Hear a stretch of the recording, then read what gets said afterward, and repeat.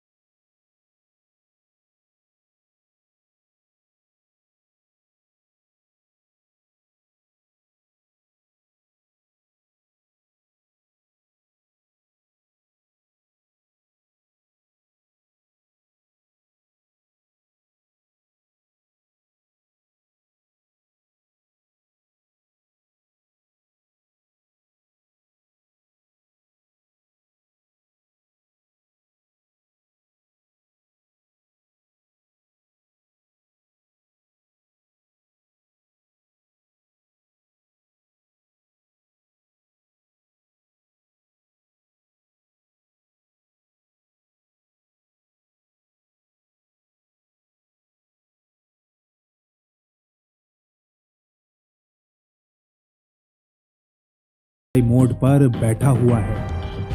अभी एक दिन पहले ही एसटीएफ के चीफ कमिश्नर के विजय कुमार और उनके साथी एसपीएन के संतमराई कन्नन ने इस लोकेशन का मुआयना किया था।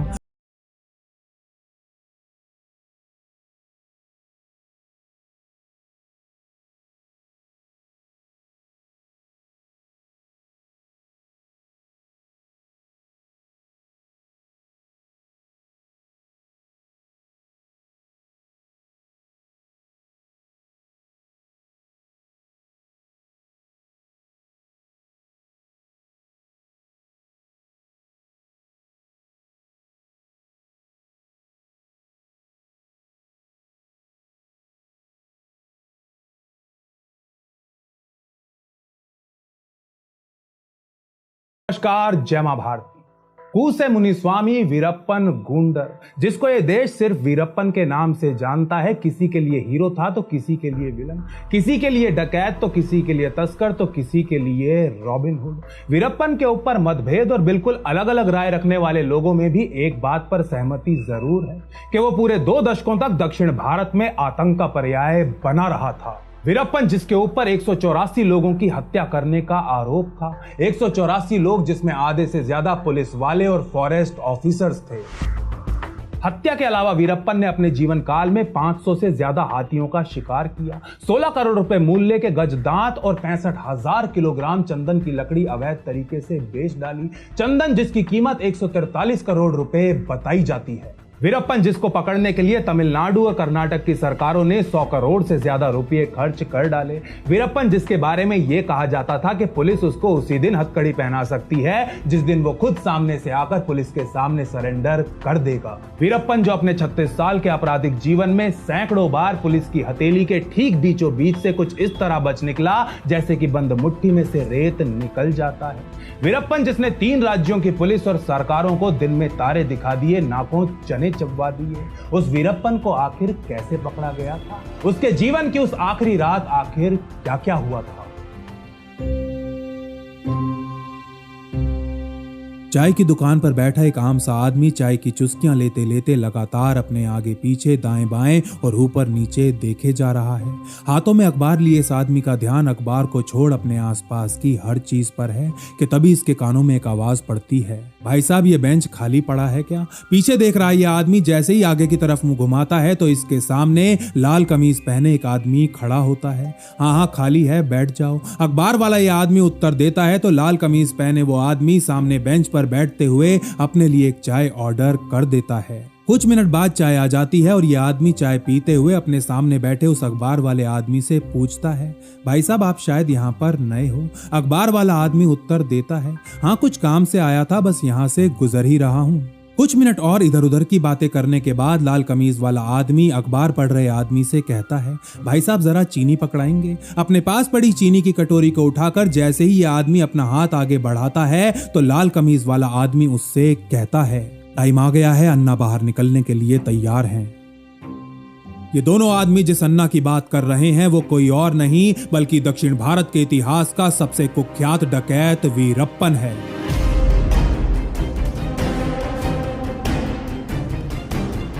अखबार पढ़ रहे इस आदमी का कोड नेम है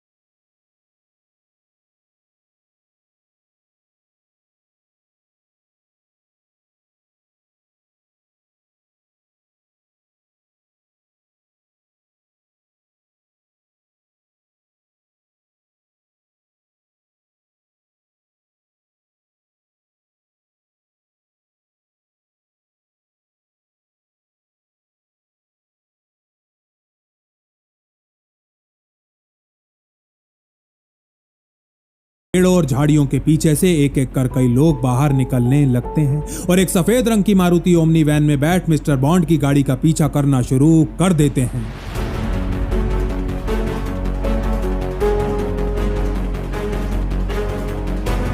कुछ किलोमीटर आगे जाने के बाद ये सफेद ओमनी वैन मिस्टर बॉन्ड की गाड़ी को ओवरटेक करती है और वैन में आगे वाली सीट पर बैठा एक आदमी मिस्टर बॉन्ड को गाड़ी साइड लगाने का इशारा करने लगता है, जिसके बाद ये दोनों गाड़ियां रुक जाती हैं। सफेद ओमनी वैन से सादे कपड़े पहने एक आदमी नीचे उतरता है और मिस्टर बॉन्ड की गाड़ी के पास जाकर उससे पूछता है, तो मिस्टर बॉन्ड मीटिंग कैसी रही?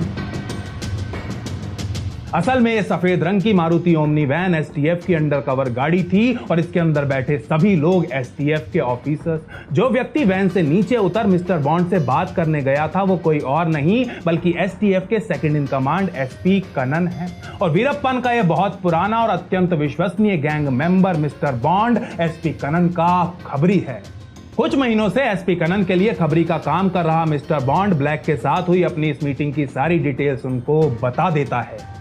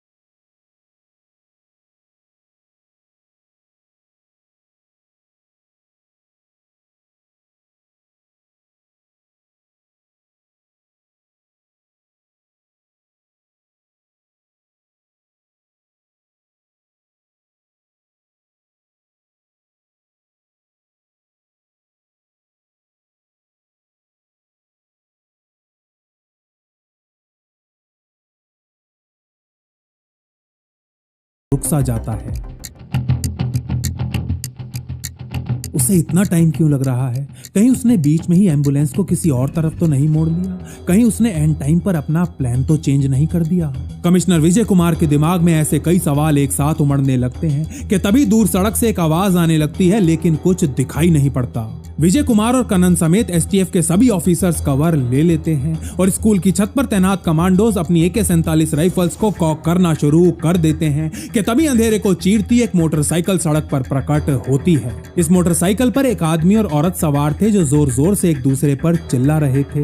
धीमी गति पर चल रही ये मोटरसाइकिल देखते ही देखते एसटीएफ की आंखों से ओझल हो जाती है और विजय कुमार की सांस में सांस वापस आने लगती है।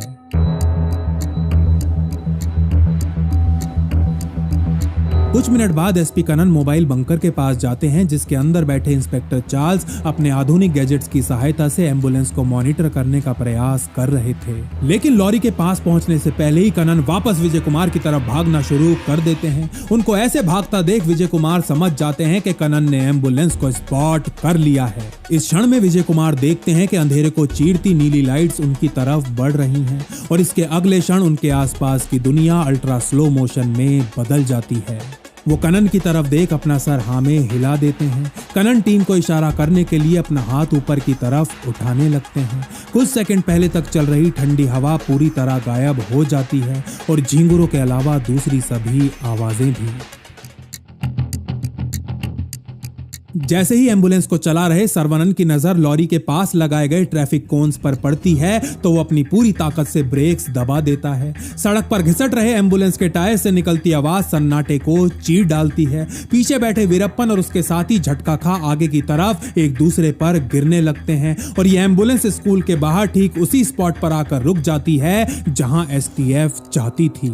एम्बुलेंस के पीछे आ रहे डीएसपी तुरी अपनी गाड़ी की हेडलाइट्स ऑन करते हैं और उनके साथ बैठे 4 ऑफिसर्स अपनी राइफल्स एम्बुलेंस के दरवाजे पर तान देते हैं। समय के इस पॉइंट पर यहां मौजूद एसटीएफ के हर ऑफिसर की आंखें उस रुकी हुई एम्बुलेंस पर गड़ जाती हैं और उंगलियां अपने अपने ट्रिगर्स पर।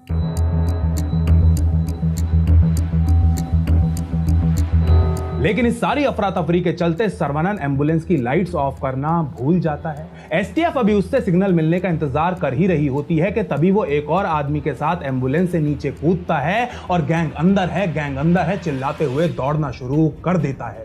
सर्वनन सीधा विजय कुमार के पास जाकर रुकता है जो उसकी पीठ थपथपाते हुए उसे फटाफट शाबाशी देते हैं, जिसके बाद एक दूसरा ऑफिसर उसको एक बड़े से पेड़ के पीछे ले जाकर छिपा देता है। कुछ और क्षण इंतजार करने के बाद विजय कुमार सर्वनन की तरफ कुछ इशारा करते हैं और वो एक लाउड स्पीकर उठाकर वीरप्पन को चेतावनी देना शुरू कर देता है। तुम चारों तरफ से घिर चुके हो, तुम्हारे पास सरेंडर करने के अलावा और कोई रास्ता नहीं है। इस चेतावनी के बाद भी कई और क्षण ऐसे ही बीत जाते हैं। एसटीएफ अभी भी किसी के एम्बुलेंस से बाहर निकलने का इंतजार कर ही रही होती है कि तभी अचानक एम्बुलेंस के पिछले शीशे को चीरती हुई AK-47 की कई गोलियां एक के बाद एक बाहर निकलना शुरू हो जाती हैं। वीरप्पन और उसके गैंग ने अपना निर्णय सुना दिया था, जो था नो सरेंडर। एम्बुलेंस से गोलियां चलते ही विजय कुमार अपना पूरा जोर लगाकर चिल्लाते हैं, फायर!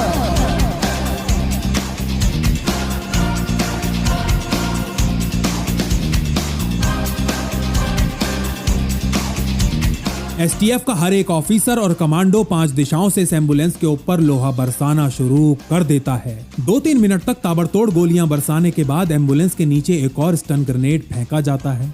ग्रेनेड का धुआं छटते ही एसटीएफ के 2 ऑफिसर्स राजा रमन और हुसैन बहुत ही सावधानी से एम्बुलेंस के पीछे जाते हैं। ऑफिसर हुसैन अपनी राइफल को रेडी टू फायर पोजीशन में दरवाजे की तरफ तान देते हैं और उनका इशारा मिलते ही राजा रमन एक झटके में दरवाजे को खोल देते हैं।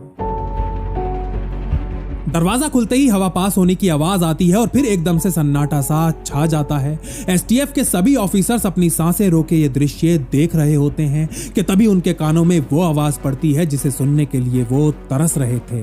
All clear! अपना हाथ हवा में लहराते हुए राजा रमन जोर से चिल्लाते हैं और कमिश्नर विजय कुमार तुरंत दौड़कर एम्बुलेंस के पास पहुंच जाते हैं। अपने जीवन में आज पहली बार विजय कुमार वीरप्पन को अपने सामने देख रहे थे। वो डकैत, वो तस्कर जो ना जाने उनके कितने साथियों को मार चुका था, जो पिछले 2 दशकों से तमिलनाडु पुलिस को अपने पीछे नचा रहा था। आज उस वीरप्पन का प्राणों से विहीन शरीर विजय कुमार के सामने पड़ा हुआ था। वीरप्पन और उसके साथियों को ओमनी वैन में तुरंत सबसे नजदीकी हॉस्पिटल ले जाया जाता है, जहां डॉक्टर्स वीरप्पन और उसके तीनों साथियों को मृत घोषित कर देते हैं। कुछ ही मिनटों में ये खबर आग की तरह चारों तरफ फैलना शुरू हो जाती है। हॉस्पिटल के बाहर भीड़ इकट्ठा होने लगती है और चारों तरफ सिर्फ एक ही नारा गूंज रहा होता है, STF जिंदाबाद, STF जिंदाबाद।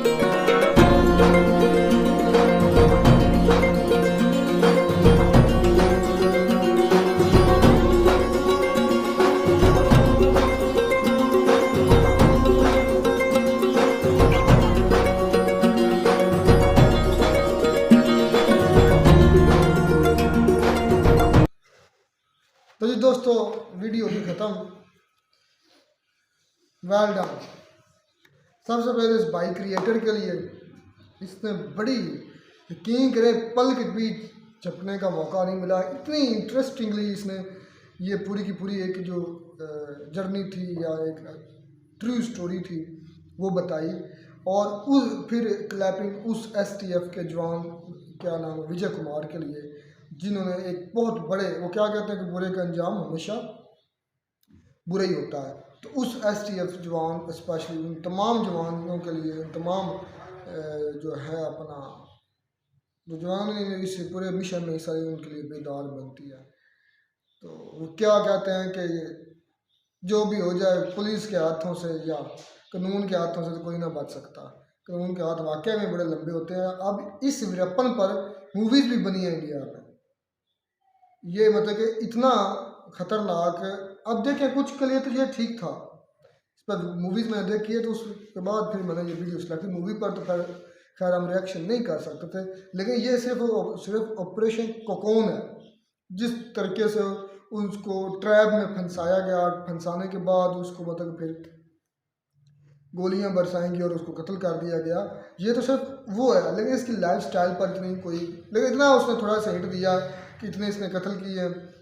चंदन, लाल चंदन दरख्त जो है ना, मतलब वो बहुत, ये जो मूवी है ना, क्या नाम है यार, वो जिसमें टेडी कर पुष्पा, उसमें भी यही कारोबार। लाल चंदन बड़ा महंगा दरख्त होता है और ये सालों बाद मतलब अपनी जवानी को पहुंचता है, जब ये बेचने के काबिल होता है। 20-25 साल बाद मतलब ये कार आमद होता है। तो ये भी वो कारोबार करता था। लेकिन जो उधर के रहायशी थे, जिस जंगलों में ये रहता था, उनके लिए ये किस हद तक कहते हैं कि ये ठीक था। जिनके साथ उसने अच्छा किया, जाहिर सी बात है वो बोलेंगे कि भाई अच्छा आदमी था। जिनके साथ गलत किया तो वो बिल्कुल बोलेंगे कि गलत हुआ। लेकिन मैं तो सुन के हैरान हूँ कि पुलिस ने इस पे 100 करोड़ रुपए तक खर्चा कर दिया। हाँ जी, बड़े अमाउंट है यार, बहुत बड़ा गैंगस्टर है फिर तो। वो यार मैं बता रहा हूँ, इस पर मूवीज बनी है इंडिया में। अच्छा, मैंने एक बात बड़ी नोट की है, जो इस तरह के वाक़यात होते हैं उस पर इंडिया में मूवीज ज़्यादा इस तरह बनती हैं, ताकि लोगों को पता चले कि बुरे का अंजाम हमेशा बुरा। यार ये जो मूवी अभी नहीं थी, वो क्या नाम है, वो नई पंजाबी मूवी नहीं आई थी, एक तो तूफान नहीं, अब मुझे जहन से है किसकी यार, पंजाबी मूवी है, नया यंग लड़का, यंग से तुम्हारी एज का होगा, इतनी उसकी एज उसने बनाई है, अभी आई है, पता नहीं 2-4 साल पहले आई है।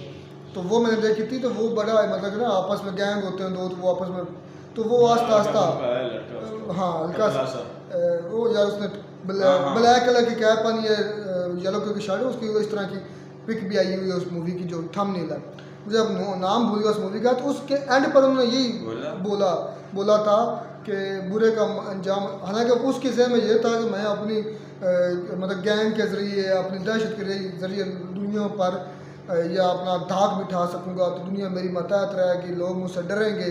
तो आस्ता आस्ता वो उस साइड की तरफ जाता मतलब कि बहुत ज़्यादा बड़ा उसने बड़े फिर कत्ल किए। तो जब वो जेल से रिहा होकर आ रहा था, रिहा नहीं बल्कि जेल से पेशी पर आ रहा था, तो उधर कुछ चंद माएँ खड़ी थी, तो उन्होंने उनके लिए बददुआएँ की थी। अपनी तरह से तो बड़ा फन्ने का बना, उसने बददुआएँ की जिनके उसने लाल मारे थे। तो उस वक्त फिर उन्होंने कहा था कि देखिए, उसको लगता है कि मैं सही कर रहा हूँ, मैं जुल्म के खिलाफ लड़ा हूँ, लेकिन जो मासूम लोगों को उसने मारा है, उसका देखिए उसकी माएँ आज उनको मतलब कि बददुआएँ दे रही हैं, तो जिसकी वजह से इसकी आने वाली ज़िंदगी भी तबाह हो गई है। तो उन्होंने फिर सबक दिया था कि इस तरह के जो लोग गैंगस्टर्स बनते हैं, यंगस्टर्स ज़्यादा जो जवानी में होता है, तो उनके मत पर भूत सवार हो जाता है, भाई डिशुम बड़ा हम बन जाएंगे, तो इससे कोई फ़ायदा। तो ये आप देखें, वीरप्पन भी उनमें से एक ही है। कुछ तो होते हैं भाई वो हमारे इधर भी कुछ हुए हैं, लेकिन वो कोई मजबूरियों की वजह से, ये नहीं कि दूसरे जब उनको तंग वगैरह करते हैं फिर वो बन जाते हैं उनका बदला लेने के लिए, या उनको ज्यादा ही तंग किया जाता है तो फिर वो उनके खिलाफ। भाई हमारे अपने गांव की एक जिंदा मिसाल है, अभी भी वो आदमी जिंदा, थोड़ा सा दूर ही है हमारे गांव से, वहाँ भी हुआ था, ऐसे ही हुआ था। ऐसे ही और हमारे गांव की जो जिंदा मिसाल है कि मतलब कि कुछ होते पुलिस के असलम भाई बात कर रहे हैं, जुल्म की वजह से, पुलिस की नाइंसाफ़ी की वजह से भी कुछ लोग जो है ना इस तरफ आ जाते हैं, सिस्टम की नाइंसाफ़ी की वजह से भी लोग इस तरफ आ जाते हैं। हमारे गांव के अभी भी वो आदमी जिंदा है, उसके जो दादा परदादा थे ना वो शुरू से बदमाश चोरी डकैती करते थे, क्योंकि उस पर तो ज़माने इस तरह के थे कि भूख जिसको जो मिलता था लूट लेते थे, और ज़्यादातर हमारे गांव के लोग ऐसे थे। उसके जो वालिद साहब थे उनके किसी केस में ना उनको पकड़ा गया था और थानेदार ने उनके साथ बड़ा जुल्म किया था।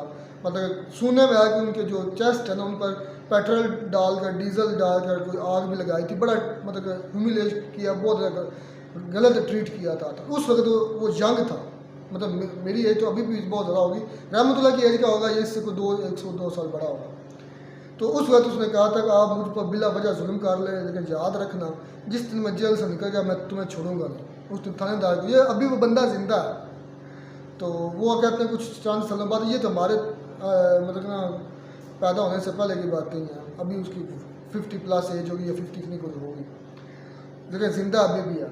तो उसने कहता है कि फिर वो जब निकला जेल से, उसके वालिद के गुनाह की सज़ा उसको भुगतनी पड़ी, जो जुल्म उसको बर्दाश्त करना पड़ा। सुनने में ऐसा आता है उसने फिर वो थानेदार को उसके घर जाकर कत्ल कर दिया था, जिसकी वजह से फिर वो इस दुनिया में उसने कदम रखा, मतलब कि थानेदार को डायरेक्ट उसने कत्ल किया, तो उसकी वजह से फिर वो इस साइड पे निकल गया। यानी कुछ ऐसे होते हैं गैंगस्टर जो अपनी मजबूरी की वजह से, जिनके साथ ज्यादती होती है सिस्टम की वजह से, या फिर वो लोग करते हैं जहाँ वो रहते हैं, तो उन की वजह से, लेकिन फिर भी इस्लाम भाई बुरे का अंजाम बुरे ही होता है। भाई मेरी बात सुन, वाकई ये सिस्टम की नाकामी की वजह से ही होता है, हालांकि किसी का दिल नहीं करता बुराई की तरफ आने को।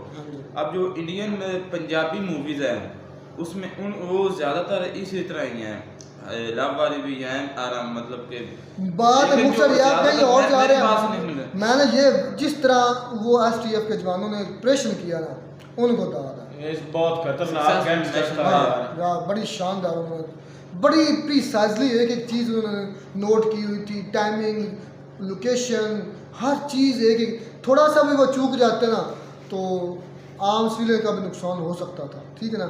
लेकिन ये भी अच्छा है कि जहाँ आर्मी या जहाँ कानून नाफज करने वाले इदारे अपना काम सही करते हैं, वहाँ फिर इस तरह के वीरप्पन पैदा भी नहीं होते, अगर वो सही काम करते हैं तो। शानदार थी यार, क्योंकि जब वीडियो, हालांकि हमने बड़ी कोशिश की कि यार कहीं इसको आगे पीछे, लेकिन दिल ने किया एक उसने भाई ने इतनी शानदार तरीके से वो पूरा वाक़या सुनाया 3D एनिमेशन के साथ, यकीन करें शानदार थी। उस क्रिएटर को भी सल्यूट है, और स्पेशली उन जवानों को जिन्होंने ये ऑपरेशन किया। अगर दोस्तों वीडियो अच्छी लगी हो लाइक शेयर कर दीजिएगा। मिलते हैं नई वीडियो में, नए साथ। God bless you.